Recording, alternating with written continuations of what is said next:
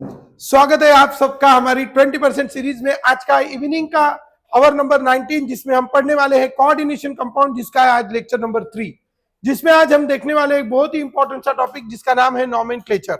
और नॉमेनक्लेचर में आज हम लिखने वाले हैं बच्चों IUPAC name of coordination compound. और कोऑर्डिनेशन कंपाउंड के IUPAC नेम में हम एक सबसे छोटा वाला कॉन्सेप्ट यहाँ पे ध्यान में रखेंगे।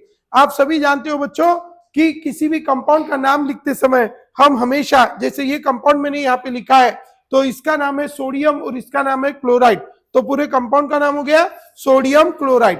तो उसी तरह हम पहले किसका नाम लेते हैं जिसके ऊपर कौन सा चार्ज है, पॉजिटिव, तो पॉजिटिव चार्ज वाले का नाम हम पहले लिखते हैं। क्या नाम है इसका, सोडियम, और इसका नाम है क्लोराइड। तो इसी से हमारा पहला रूल बनता है IUPAC name of coordination compound लिखने का कि first write name of cation. First write name of cation, सबसे पहले आपको कटायन का नाम लिखना है। You have to first write the name of cation. And when we write the name of cation, जब हम किसका नाम लिखेंगे बच्चों, कटायन का नाम लिखेंगे। First you have to write the name of cation. अब ये जो कटायन है, ये कटायन जो है, you have to first write the name of cation. As you have to first write the name of cation, while writing the name of cation, तो जब हम कटायन का नाम लिखते हैं तो आप सभी जानते हो कटायन दो तरह का हो सकता है। यहाँ पे आप देख सकते हो ये कटायन है और यहाँ पे ये कटायन है। तो अगर मेटल और लिगेंड मिलके अगर कटायन रहा तो इसको बोलते हैं कॉम्प्लेक्स आयन और इसको कहते हैं सिंपल आयन। तो कटायन जो है वो दो तरह का हो सकता है। It may be a which ion, complex ion, ठीक है, और it may be a simple ion. लेकिन वो कॉम्प्लेक्स आयन रहो या सिंपल आयन रहो, चाहे वो कॉम्प्लेक्स आयन रहो या वो सिंपल आयन रहो, आपको पहले किसका नाम लिखना है, कटायन का ही लिखना है। You have to first write the name of cation. As you have to first write the name of cation, तो this cation may be a simple ion और this cation may be a which ion बच्चों, complex ion। तो ये cation एक simple ion भी हो सकता है या ये cation एक complex ion भी हो सकता है। After having this simple ion और complex ion, अब हम थोड़ा आगे देखेंगे। First write the name of cation. It may be a complex ion or it may be a simple ion। अब हमारे पास है बच्चों पहला है complex ion. What is called complex ion? Complex ion अभी हमने देखा है। तो कॉम्प्लेक्स आयन जब क्या रहता है, cation, when complex ion is a cation, ठीक है। कॉम्प्लेक्स आयन कौन है बच्चों, कटायन है। तो क्या करेंगे, उसका नाम लिखते समय उसके अंदर जो मेटल है, मेटल का नाम क्या लिखेंगे, मेटल। तो अब हम सेकंड रूल देखते हैं, ठीक है। IUPAC name of IUPAC name of, इसमें थोड़ा हम एडिशनल लिख सकते हैं। First write the name of cation and then anion, उसके बाद अनायन का नाम लिखना है। IUPAC name of positive complex ion, positive complex ion. अभी हमें पॉजिटिव कॉम्प्लेक्स आयन का IUPAC नेम लिखना है। To write the IUPAC name of positive complex ion. Positive complex ion कैसा रहेगा, we have this is CONH3/6 and it carry how many positive, 3। this is the positive complex ion। how to write its name, सबसे पहले आपको लिखना है number of ligand. Number of ligand, कितने number of ligand है, 6 है, तो हम क्या लिखेंगे, हेक्सा। उसके बाद आपको लिखना है name of ligand. Name of ligand आपको उसके बाद लिखना है। नेम ऑफ लिगेंड, जैसे इसका नाम है अमाइन, तो इसका नाम हो गया हेक्सा अमाइन। उसके बाद आपको लिखना है name of central atom. Name of central atom, name of central atom क्या है, cobalt. So number of ligand, name of ligand, name of central atom. Name of central atom है कोबाल्ट। सो पहले लिखा number of ligand hexa, name of ligand amine, hexa amine. उसके बाद name of central metal atom भी हम बोल सकते हैं। सेंट्रल मेटल का नाम क्या है? कोबाल्ट, तो हमने सिंपली कोबाल्ट लिख दिया।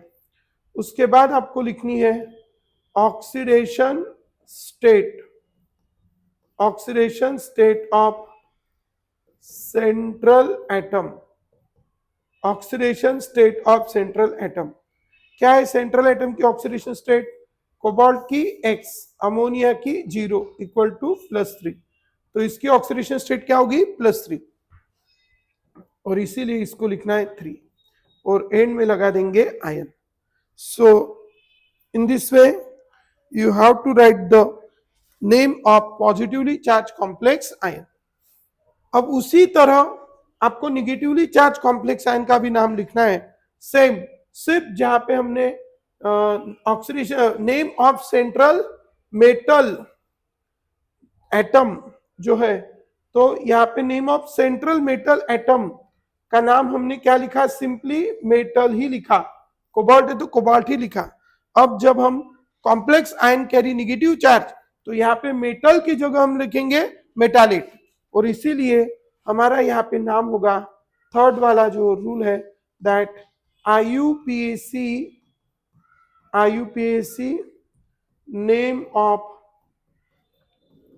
Negatively complex ion, negatively complex ion. जैसे हमने लिया है वहां पे example FeCN/6 complex carry 4 negative, तो यहाँ पे भी इसकी ऑक्सीडेशन स्टेट निकालनी है, Fe की निकालनी है, तो x, 1 Cn की -1, 6 Cn की -6 is equal to 4, x is equal to -6 shift to that side, +6 -4 is equal to +2। ये हो गई इसकी oxidation state. So its oxidation state is +2. How to write its name? How many ligands are there? 6. तो first you have to write number of ligand. इसका और इसका नाम लिखने का तरीका एग्जैक्टली सेम है, ओनली फर्क क्या है कि पहले आप लिखेंगे नंबर ऑफ लिगेंड, बाद में लिखेंगे नेम ऑफ लिगेंड, बाद में लिखेंगे नेम ऑफ सेंट्रल मेटल के जगह हम यहाँ पे लिखेंगे मेटालेट, सेंट्रल मेटालेट, और एंड में लिखेंगे oxidation state of central metal, oxidation state of central metal. पहला लिखेंगे नंबर ऑफ लिगेंड, दूसरा लिखेंगे नेम ऑफ लिगेंड, तीसरा लिखेंगे नेम ऑफ सेंट्रल मेटालेट, और लास्ट में लिखेंगे oxidation state of central metal. So first we have the number of ligand. How many number of ligands are there? 6. 6 number of ligands are there. तो 6 है इसलिए hexa. Number of ligands are hexa. 6 है तो it is hexa. ठीक है, यहाँ पे भी 6 है तो hexa. वो साइनो है CN, तो it is साइनो। एक रूल है जो भी लिखेंगे, when ligand carry negative charge तो its name should end with O। ठीक है, ये फोर्थ रूल लिख रहा हूं, when ligand carry negative charge its name should ends with O। जब लिगैंड के ऊपर नेगेटिव चार्ज आता है तो उसका नाम कैसे एंड होना चाहिए? O। That is Cl negative है तो क्लोरो, Cn नेगेटिव है तो साइनो, और में इसको क्लोराइड कहते हैं, तो क्लोराइड में का ई निकाल के क्या लगाएंगे? O, तो हो जाएगा क्लोराइडो। ब्रोमाइड में का निगेटिव निकाल के लगाएंगे ब्रोमो और ब्रोमाइडो, कभी ब्रोमो भी कहते हैं, कभी ब्रोमाइडो भी कहते हैं। तो नंबर ऑफ लिगेंड कितनी है? 6। 6 है तो hexa. Name of ligand cyano, hexa cyano. Name of central metallate, तो Fe का नाम क्या लिखेंगे? Ferret, hexacyanoferrate. ऑक्सीडेशन स्टेट क्या रहेंगी? ऑक्सीडेशन स्टेट 2 और एंड में लगाएंगे ion. So this is about the IUPAC name of this. 4 rule हो गए. 5 मोर देन वन लिगेंड अगर है तो its name is written in alphabetical order. If more than one ligands are present, then write its name in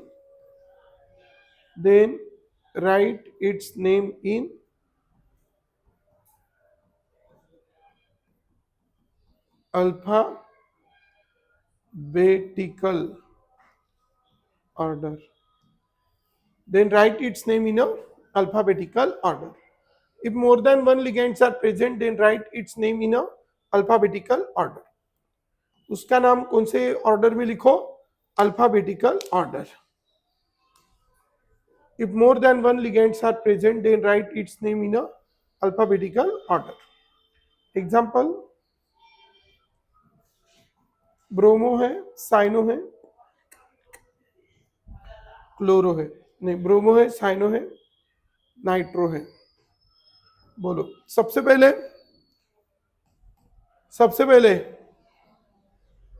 bromo, उसके बाद cyano, फिर nitro. Example, CO NH3/2,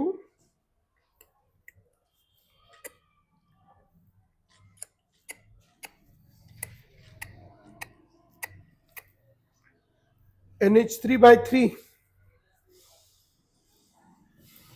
Br2Cl. ठीक है. ऑक्सीडेशन स्टेट निकालेंगे तो X + 0 - 3 -1 -1 -1 X = +3. अब ये अमाइन, ये ब्रोमो, ये क्लोरो. कौन आएगा पहले? अमाइन. बाबू ये थे पहले. ठीक है. क्या आएगा? अमाइन. कितने हैं? 3. तो क्या लिखूं? Try amine. ब्रोमो कितने हैं? 2. Die bromo chloro. Try amine die bromo chloro cobalt. What is the oxidation state of cobalt? 3. X = 3. Cobalt 3. So its name is a triamine dibromo chloro cobalt 3. Alphabetical order. अगर ligand के नाम में क्या है? Numeral prefix. If name of ligand has numeral prefix like di, tri, tetra, then its number, मतलब ऐसी ligands के number are indicated by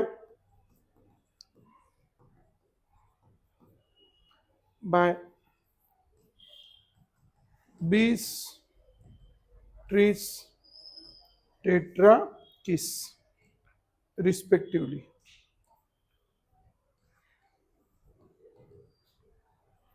example,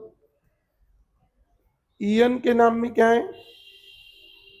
ethylene diamine. तो इसके नाम में डाई है, तो अगर ईएन ये लिगेंड 2 है तो हम उसको 20 कहेंगे. 3 है तो 30. और इसीलिए ये कॉम्प्लेक्स है CO EN/3 Cl3. तो इसका कॉम्प्लेक्स साइन पहले है. अगर कॉम्प्लेक्स साइन पहले है मतलब उसके ऊपर पॉजिटिव चार्ज है. EN is a neutral ligand, तो इसकी ऑक्सीडेशन स्टेट 0 -3 = 0. तो X = 3. तो how we can write its name?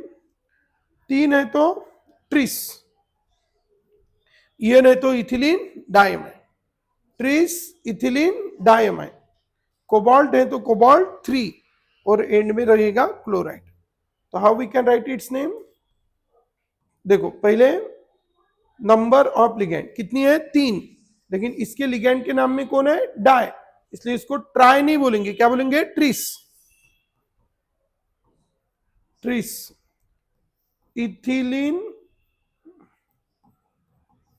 Diamine, tris ethylene diamine,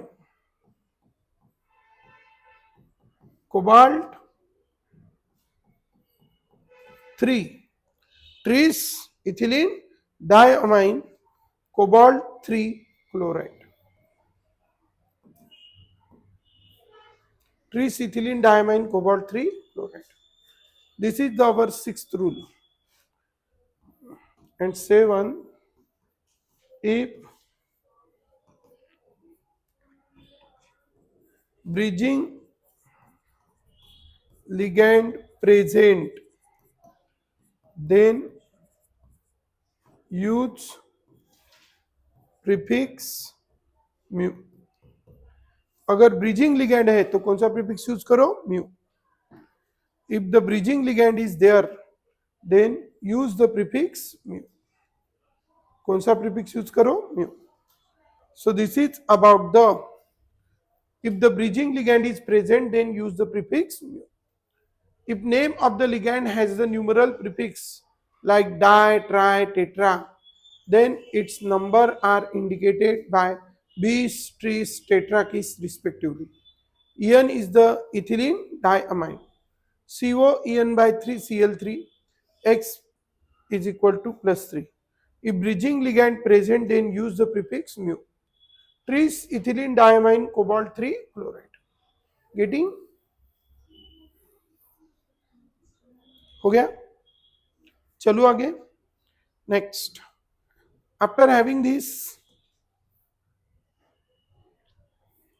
is the write the cation, then write the anion, IUPAC name of positive complex ion, IUPAC name of negatively complex ion. When ligands carry negative charge, its name should end with O. If more than one ligand, that is the name. These are the different rules. एक दो example लेके आगे चलते हैं. I take the example here K3FeCN/6. देख के पता चल जाता है कि कॉम्प्लेक्स आयन कहाँ है, पहले है कि बाद में. पहले की बाद में. कॉम्प्लेक्स आयन मतलब डब्बा. पहले की बाद में तो निगेटिव और पहले तो पॉजिटिव. और जब वो बाद में रहता है मतलब उसके ऊपर निगेटिव चार्ज रहता है तो name of metal should and with ATE. और इसीलिए पहले जो है पहले उसका नाम लिखो. कौन है पहले? पोटेशियम, तो उसका नाम लिखा पोटेशियम. फिर लिखेंगे कॉम्प्लेक्स आयन का नाम.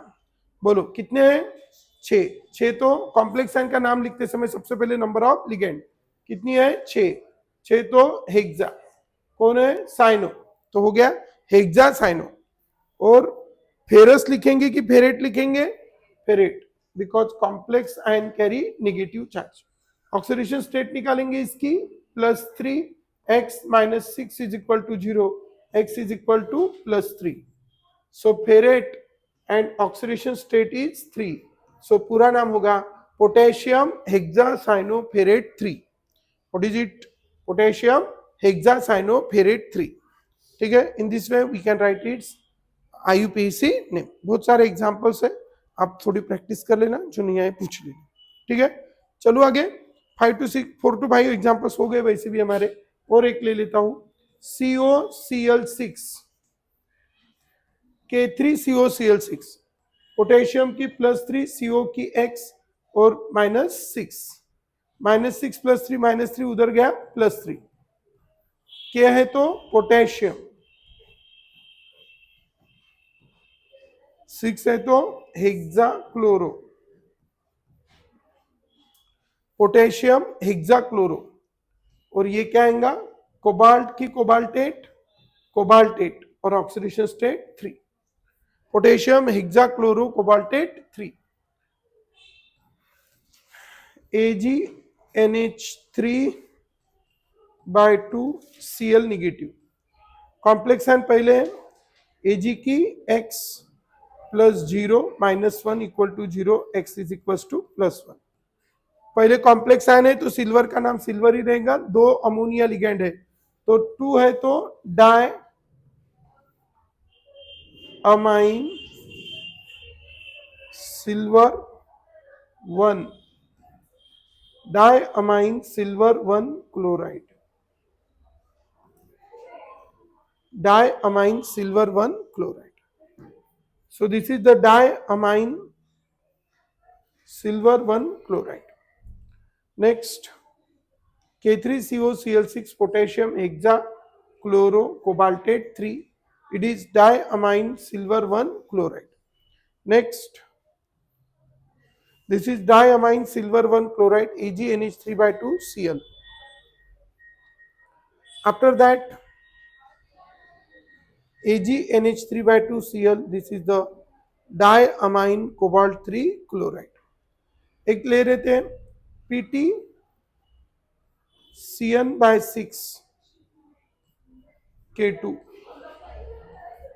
प्लस 2x -6 इक्वल टू 0, -4 आ गया उधर जाके +4।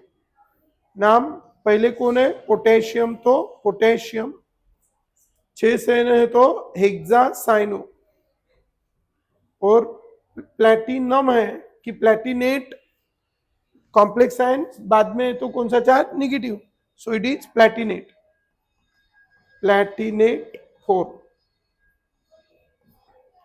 बहुत सारे एग्जांपल्स है, we have taken the different types of examples. ठीक है, अब हम शुरुआत करते हैं एक बहुत ही प्यारी सी थ्योरी के बारे में जिसका नाम है valence bond theory. You all know very well about the electronic configuration. तो आज हम एक थ्योरी देखने जा रहे हैं जिसका नाम है कौन सी थ्योरी?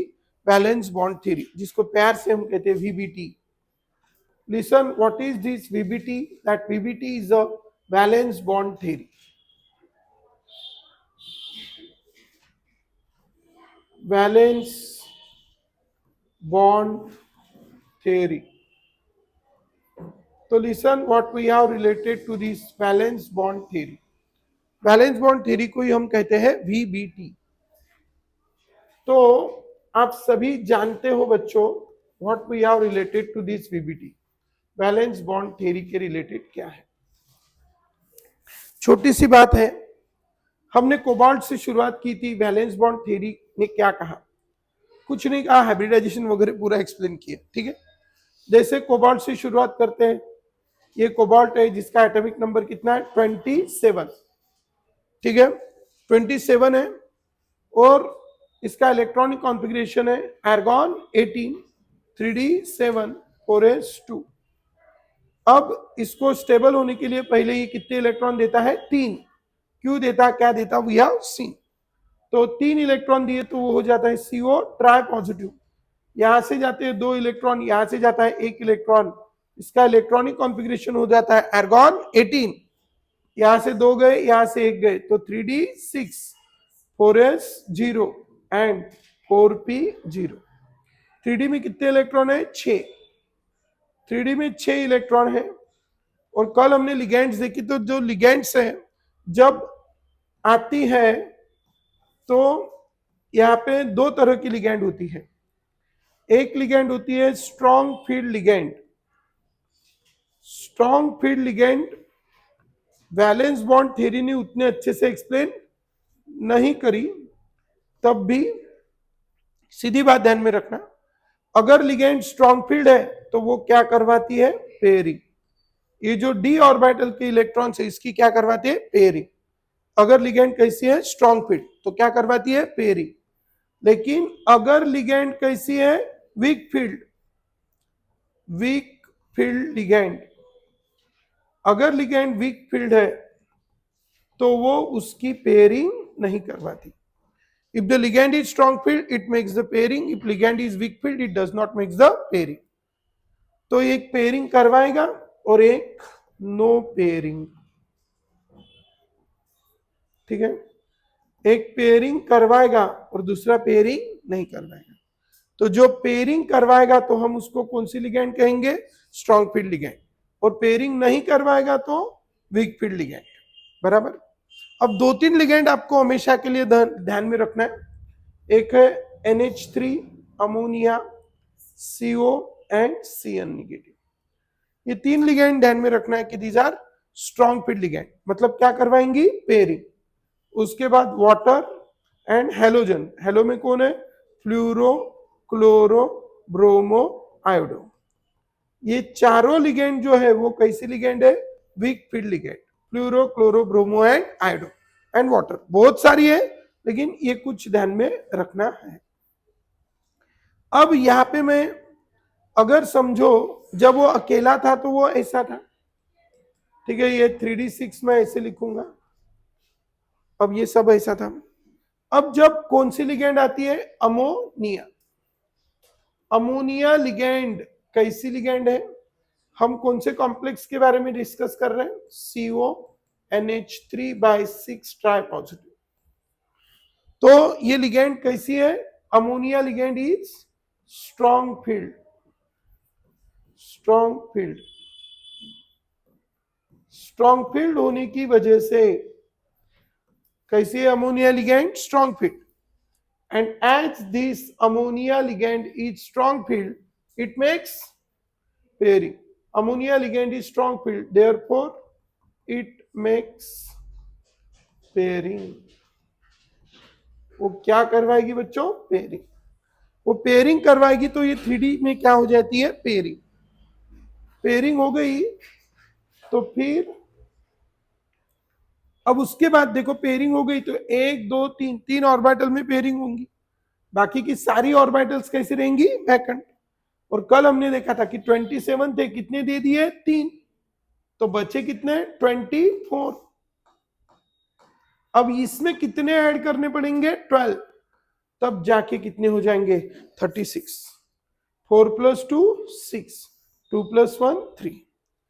अब ये टोटल कितने हो जाएंगे? 36। और ये टोटल 36 होने के लिए 24 + 12 = 36। ये टोटल 36 इलेक्ट्रॉन्स होने के लिए उसको 12 इलेक्ट्रॉन लेने पड़ेंगे। और एक अमोनिया लिगैंड कितने देती है? 2। तो 12 के लिए कितनी लगेंगी? 6। 6 लगेंगी तो आने वाली 6 की 6 भी अमोनिया है। और 6 की 6 भी अमोनिया कैसी है? सेम। तो यहाँ की वैकेंट ऑर्बिटल भी कैसी लगेंगी? सेम। अब इसकी पेयरिंग हो गई। पेयरिंग हो गई तो ये कैसा हो जाएगा? अभी आर्गॉन 18, 3D6, 4s0, 4p0। तो 3D में 6 है और उसकी क्या हो चुकी है? पेयरिंग। तो 1 2 3 4 5 6 बराबर। 4s में 0 और 4p में भी 0। अब इसकी पेयरिंग हो चुकी। अब कितनी ऑर्बिटल्स है हमारे पास? वैकेंट ऑर्बिटल अगर हम देखेंगे तो बहुत सारी है। हमें कितनी चाहिए? 6। क्योंकि कितनी अमोनिया आने वाली है? 6। क्यों 6? क्योंकि 12 इलेक्ट्रॉन चाहिए। तो ये ऑर्बिटल भी 6 चाहिए। लेकिन 6 में 2 किसकी है? डी की। ये किसकी है? एस। तो डी की 2, एस की 1 और पी की 3, है ना। तो इसका जो हम इलेक्ट्रॉनिक कॉन्फ़िगरेशन देखेंगे तो इट इज D2sp3। क्लियर? क्या हो गया इलेक्ट्रॉनिक कॉन्फ़िगरेशन? D2sp3। मतलब हम इसको मिक्स करना पड़ेगा क्योंकि सबको क्या करनी है? सेम। और इसीलिए हम किसको किसको मिक्स करते हैं? 6 चाहिए ना, 1 2 3 4 5 6। तो हम किसको किसको मिक्स करते हैं? डी की 2, एस की 1, पी की 3। और इसीलिए इसको मिक्स करके फिर रिडिस्ट्रीब्यूट करने के बाद हमें जो मिलती है that is called hybridized state electronic configuration. तो हम उसको कहते हैं हाइब्रिडाइज्ड स्टेट इलेक्ट्रॉनिक कॉन्फ़िगरेशन। हम उसको कहते हैं बच्चों hybridized state electronic configuration. And that hybridized state electronic configuration लिखते समय डी कितनी लेनी है हमें? 2, एस 1, पी 3। तो hybridized state is D2sp3। And as the hybridized state is D2sp3 तो ये हो गया बच्चों 3D6 और ये हो गई इसकी वैकेंट ऑर्बिट। फिर इसके बाद ये D2sp3 की मिक्स कितनी करी 6, तो बनेंगी भी कितनी 6, 1 2 3 4 5 6, और इसके साथ अमोनिया बनाएगा coordinate bond. So it will form how many coordinate bond? 6 coordinate bond. It will form 6 coordinate bond. And as it will form the 6 coordinate bond, 1 2 3 4 5 and so इस तरह से हमारे पास कॉम्प्लेक्स बना CO. It will form the 6 coordinate bond. तो 6 coordinate bond बनाते समय ये 6 ammonia ligand कुछ इस तरीके से लग जाएंगी. तो 6 अमोनिया लिगेंड जब इस तरह से लग जाएंगी तो 4 रहेंगे स्क्वायर में, एक रहेगा उसके ऊपर और एक रहेगा नीचे. तो ये स्क्वायर में रहेंगे 1 2 3 4, ये ऊपर से एक पिरामिड बनाएंगे, नीचे से पिरामिड. कितने पिरामिड बनेंगे 2. So it is the square bi pyramidal. Square bi pyramidal इसकी ज्योमेट्री रहेंगी. उसी को हम कहेंगे कौन सी geometry? Octahedral geometry. Octahedral geometry. और इसी से हम 7 से 8 बातें आप लिखेंगे. एक n लिखेंगे, that is number of unpaired electron. Number of unpaired electron इसमें क्या है? 0. ठीक है. So number of unpaired electron के बेसिस पे 3 चीजें आप बता सकते हो. इफ इसके बेसिस पे आप बता सकते हो मैग्नेटिज्म. n मतलब नंबर ऑफ अनपेयर्ड इलेक्ट्रॉन. कैसे है? लेस, तो इट इज पैरामैग्नेटिक. अगर मोर है तो फेरोमैग्नेटिक, और अगर 0 है तो diamagnetic. If the number of unpaired electrons are less, तो it is number of unpaired electrons are less.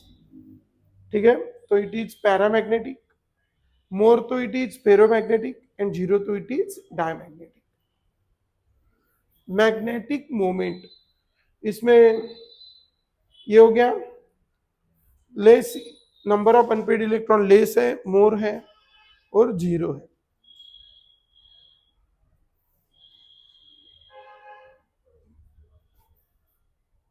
ठीक है. Paramagnetic, ferromagnetic and diamagnetic. If the number of unpaired electrons are less, तो इट इज पैरामैग्नेटिक. मोर तो it is ferromagnetic, and 0 तो it is diamagnetic. अब हम लिखेंगे magnetic moment, sorry, attraction towards external magnetic field. तो paramagnetic weakly attracted, ferromagnetic strongly attracted, and diamagnetic repelled. ठीक है. So this is about that. इसके basis पे नंबर ऑफ अनपेयर्ड इलेक्ट्रॉन के बेसिस पे हम लिख सकते हैं उसकी मैग्नेटिक मोमेंट, जिसको हम डिनोट करते हैं म्यू से, and it is given by under root of n into n plus 2 bm, that is Bohr's magneton. If the number of unpaired electrons are 1, then magnetic moment is 1.732 bm. If the number of unpaired electrons are 2, the magnetic moment is 2.828 bm. Bohr's magneton. Number of unpaired electron is 3, and so on. This is about the magnetic moment and the number of unpaired electron. तो magnetic moment को हम कैसे denote करेंगे? Mu is equal to under root of n into n plus 2, that is Bohr's magneton. This is the magnetic moment. After having this magnetic moment, that is n is equals to number of unpaired electron, that is magnetism, magnetic attraction towards the external magnetic field. Magnetic moment mu is given here under root of n into n plus 2. Mu की value है 1.732 bm और ये सब कुछ दिया है, ठीक है। Next, after having this magnetism, number of unpaired electron, magnetism and everything, थोड़ा और आगे चलते हैं। This is about the which moment, magnetic moment. It is given by under root of n into n plus 2 bm, Bohr's magneton. अब हम थोड़ा और आगे चल के देखते हैं बच्चों। This is the magnetism, this is the magnetic moment and all. अगर hybridized state, HS stands for hybridized state, अगर हाइब्रिडाइज्ड स्टेट sp है तो इसकी जो ज्योमेट्री रहेगी, if the hybridized state is sp तो ज्योमेट्री इज लीनियर और इसका जो बॉन्ड एंगल है वो होता है 180 डिग्री। अगर हाइब्रिडाइज्ड स्टेट sp2 है तो ज्योमेट्री कुछ इस तरीके से रहती है जिसको हम कहते हैं ट्राइगोनल प्लेनर और इसका बॉन्ड एंगल होता है 120 डिग्री। अगर हाइब्रिडाइज्ड स्टेट sp3 है तो ऐसे 4 बॉन्ड रहते हैं और इस ज्योमेट्री को कहते हैं हम टेट्राहेड्रल ज्योमेट्री और इसका बॉन्ड एंगल होता है 109 डिग्री 28 मिनट्स। अगर हाइब्रिडाइज्ड स्टेट है dsp2 तो उसकी ज्योमेट्री होती है square planar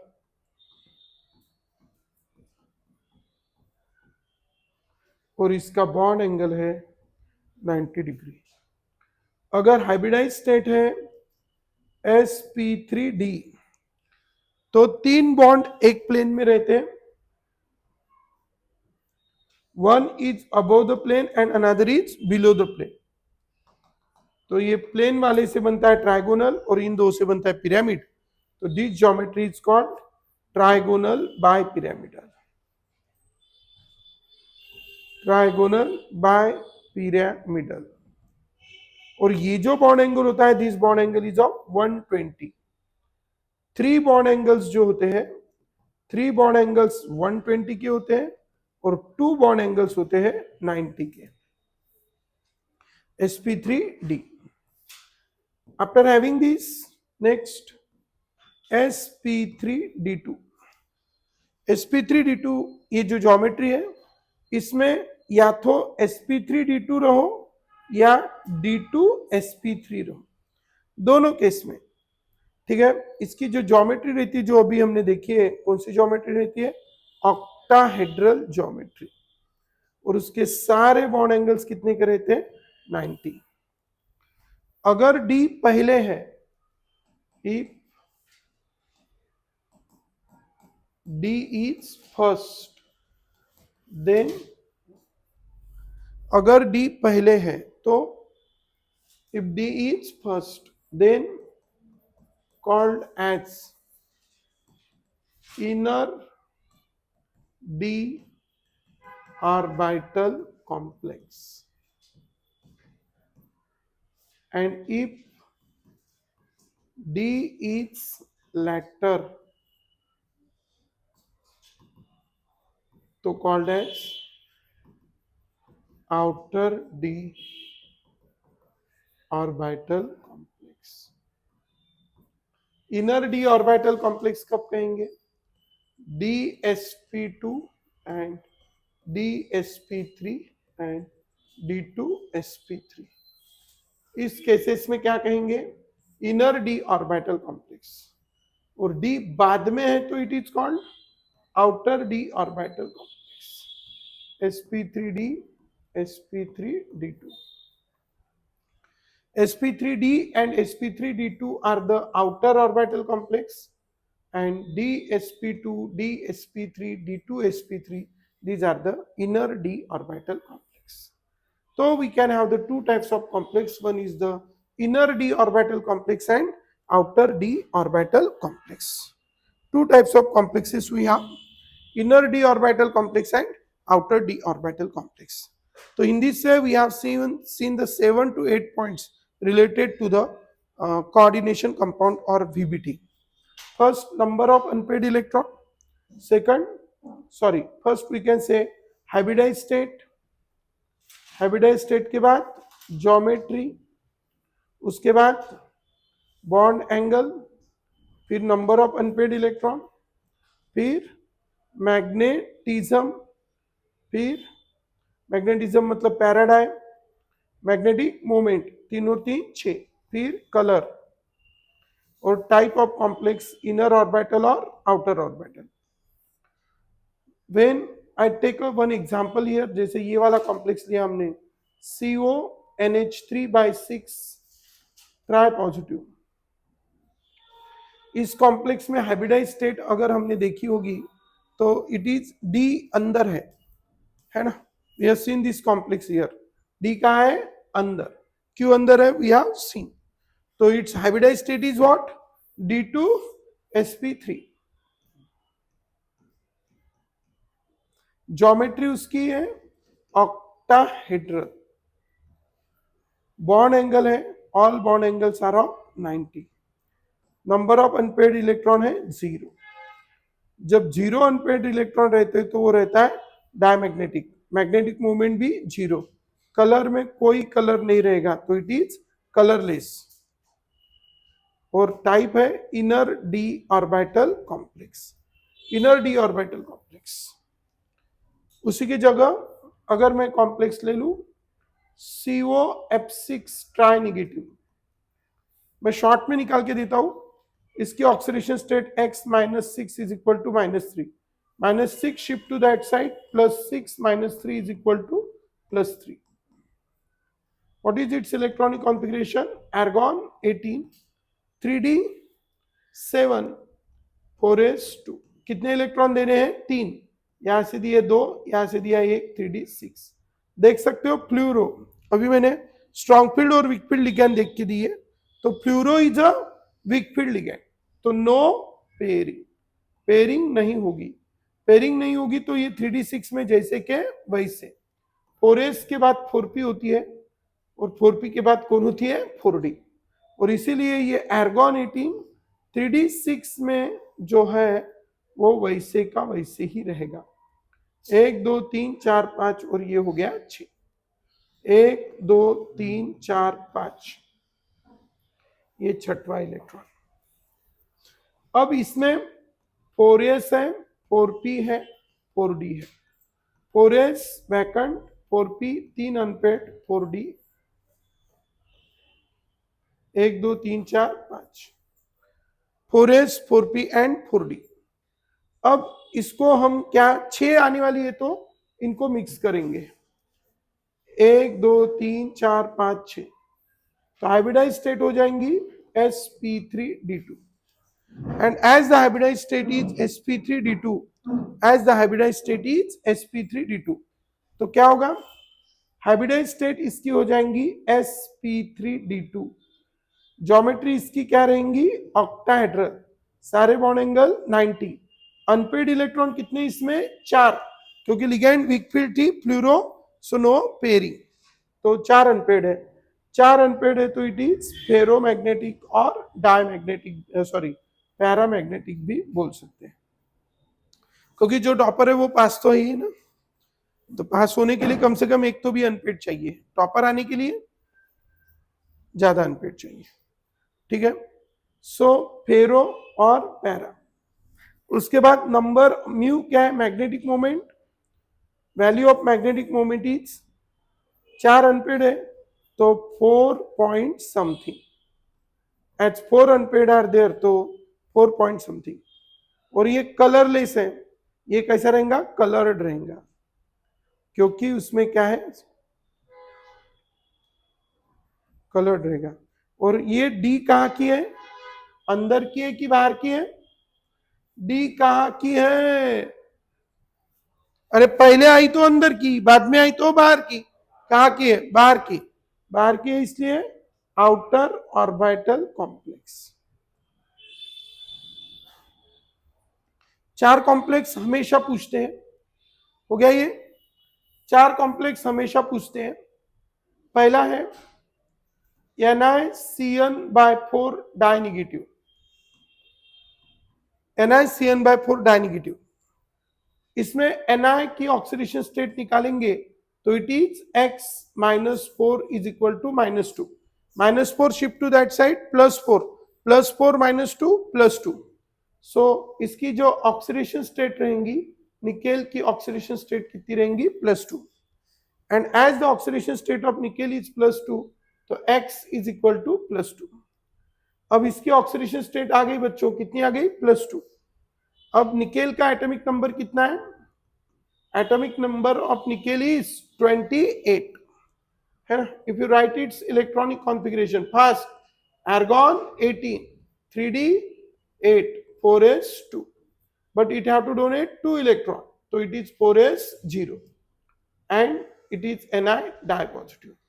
Ligand is which ligand, strong fit, to make pairing, and as it makes the pairing 1 2 3 4 5 6 7 8, 4s0 4p0।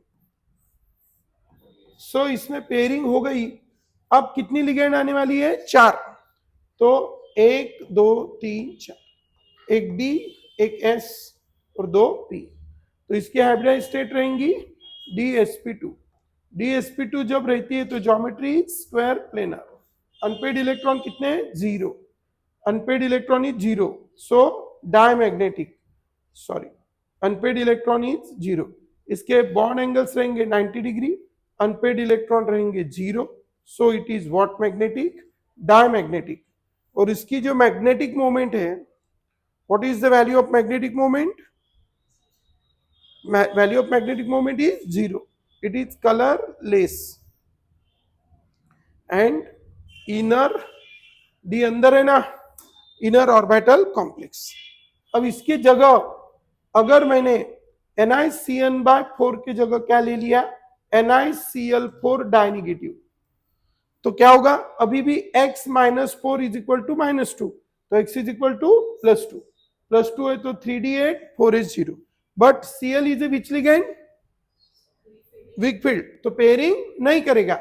And if it don't make the pairing, if it don't make the pairing, अगर उसने pairing नहीं किया तो क्या होगा, pairing नहीं हुआ तो 1 2 3 4 5 6 7 8, how many unpaired electrons are there, 2, as there are the 2 unpaired electrons, और अभी 4 आने वाली है तो कितनी लेनी पड़ेंगी, 4। तो hybridize state sp3, geometry tetrahedral, bond angle 109 degree 28 minutes, unpaired electrons are 2, तो it is paramagnetic, unpaired electrons are 2, sorry what, 2.828 magnetic moment, it is colored and D है ही नहीं, अंदर भी नहीं बाहर भी नहीं। अब NiCO/4 लास्ट कॉम्प्लेक्स,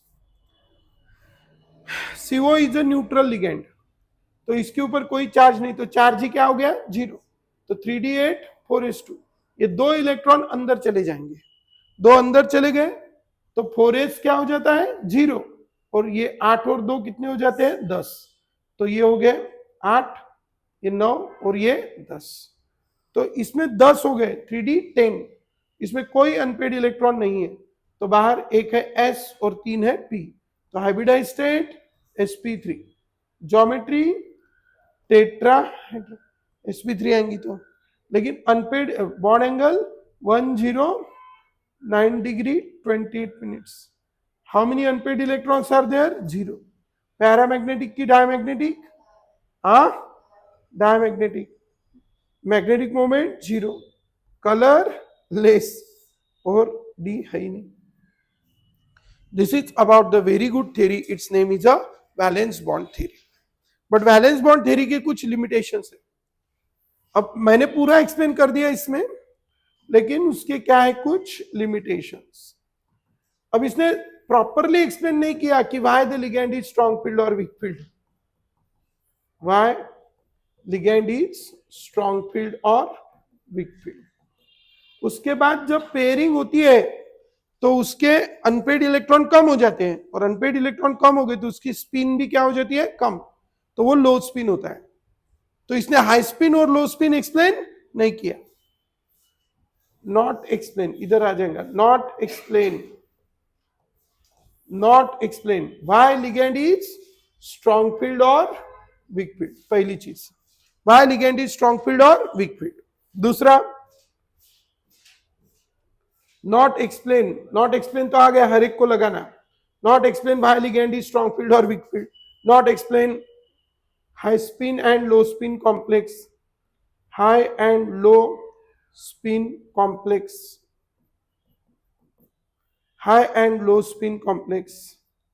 उसके बाद पहला not explain why the ligand is strong field और वीक फील्ड, दूसरा high and low spin complex उसने एक्सप्लेन नहीं किए, बराबर। तीसरी बात, ठीक है, ये दो चीजें उसने एक्सप्लेन नहीं की। इसके लिए नई थ्योरी का जन्म हुआ जिसका नाम है क्रिस्टल फील्ड थ्योरी। थोड़ा सा टॉपिक है crystal field theory, applications of, ले लूं, ले लेते, कर लेते, बुमला लवकर।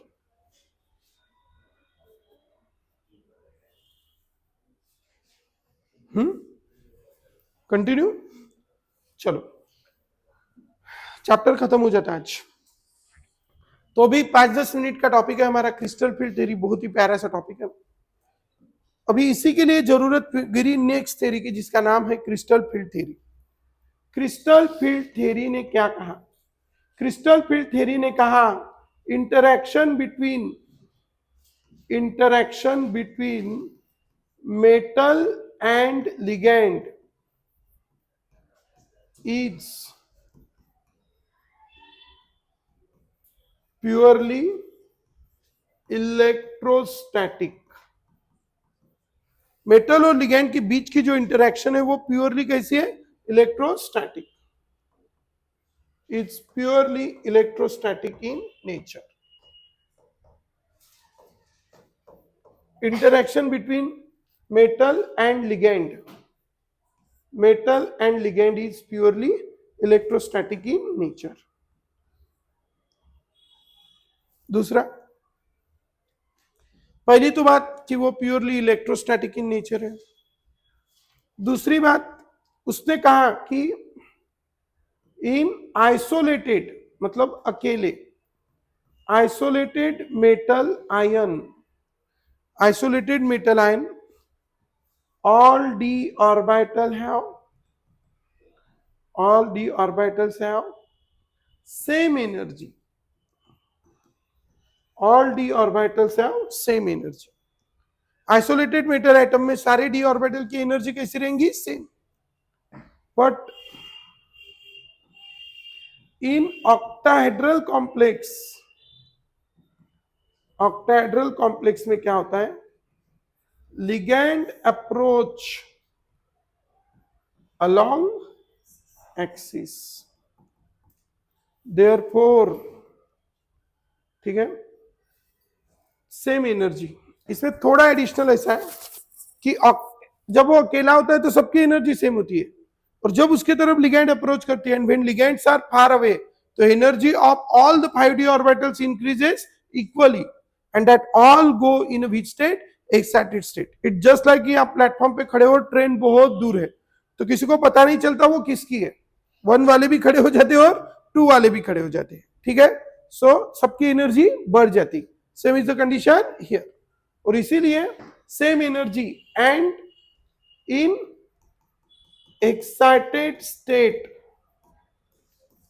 Also have same energy. In excited state also have same energy, but in which complex?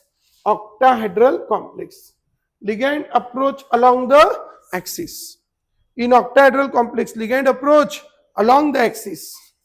Therefore, in octahedral complex, ligand approach along the axis. Therefore, energy of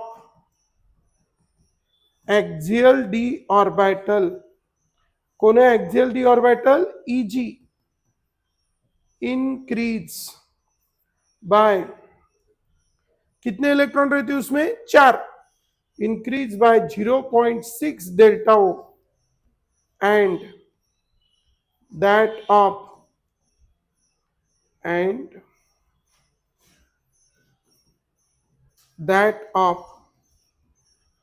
non axial D orbital decrease by 0.4 delta O. You know there are in all how many d orbitals? 6, 5, 1 2 3 4 5। जब उनकी energy same होती है तो they are called degenerate D orbital in isolated metal ion. और जब उनकी तरफ कौन आती है? Ligand, they all goes in a which state? Excited state.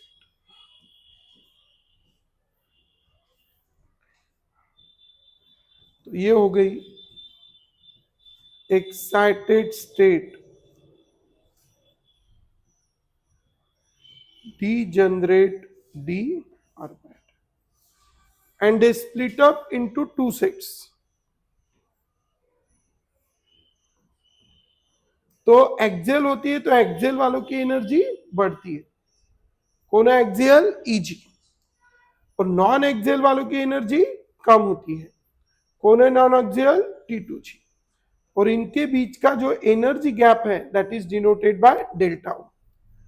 और हमें पता है कि ईजी में 4 इलेक्ट्रॉन बैठ सकते हैं, एक में 2 तो 2 में 4।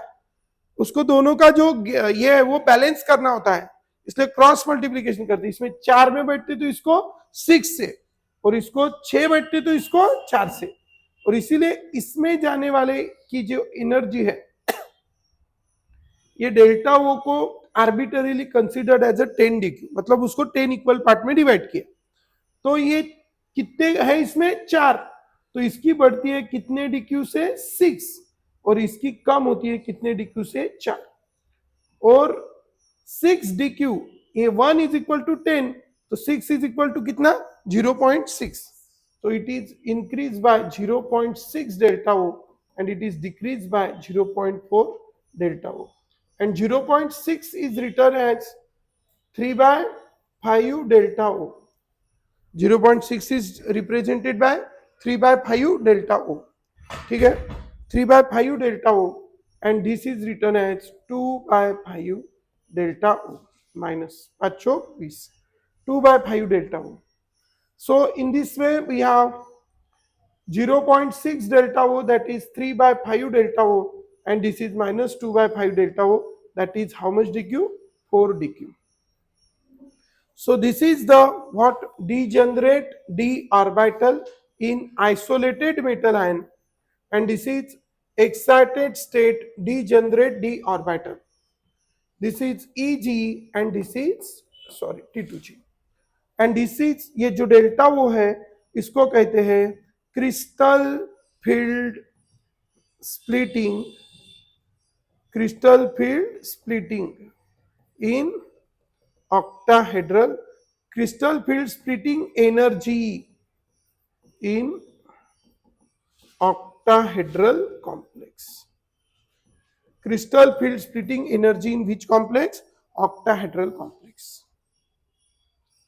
लेकिन इन टेट्राहेड्रल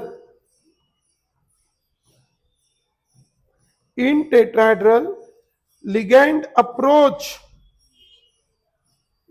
मेसेज करून द्या घरून, थोडंसं लेट होईल म्हणा, 5 मिनिटात सुटते आता, म्हणजे आता जेवढे वाजले असेल 5 मिनिटाचं टाकून द्या, 5 मिनिटानं सुटल.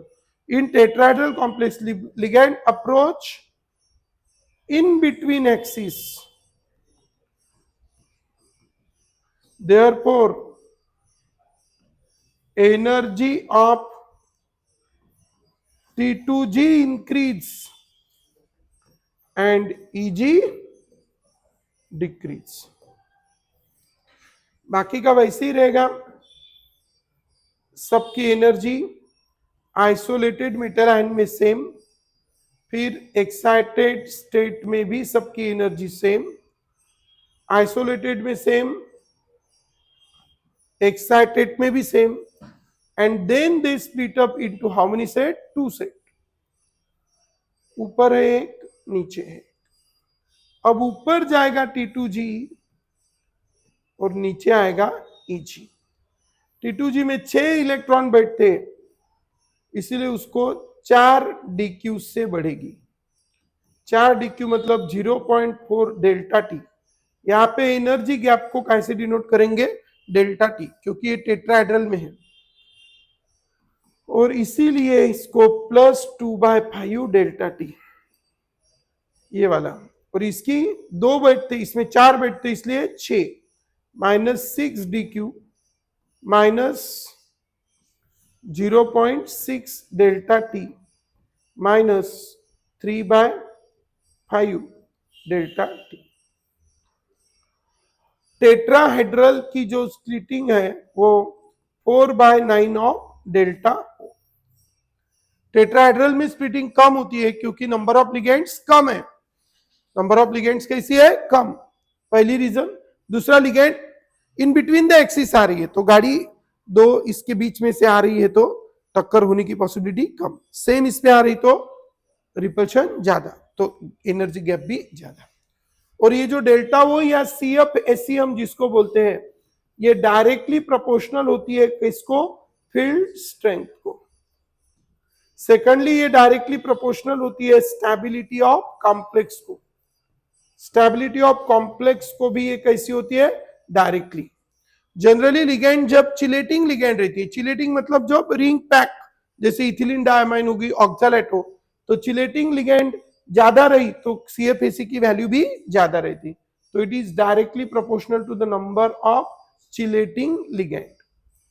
It is directly proportional to the number of which ligand? Chelating ligand. As the number of chelating ligand increases, the value of CF/SE also increases.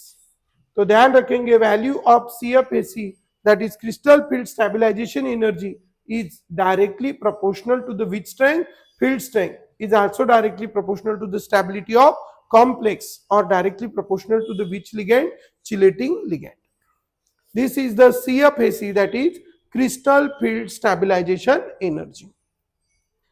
This is about the CF/SE, that is the crystal field stabilization energy, that is 4/9 delta O. यहाँ तक clear है सब लोग?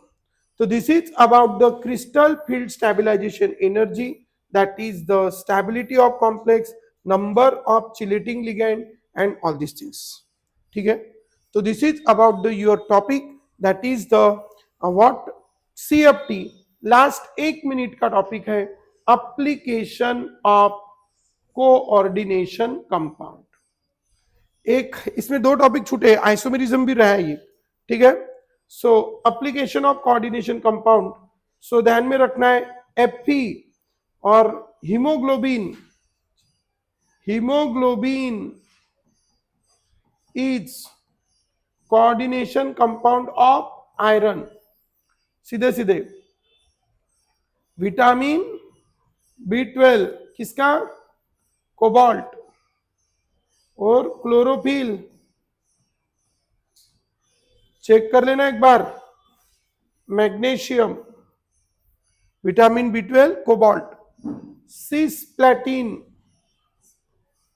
Treatment of cancer, ठीक है? एक isomerism topic रह जाता है, वो आप कर लेना है। तो आज हम इस टॉपिक को यहाँ पे कंप्लीट करते हैं, बाकी का कल हम नया लेक्चर चालू करेंगे या उसका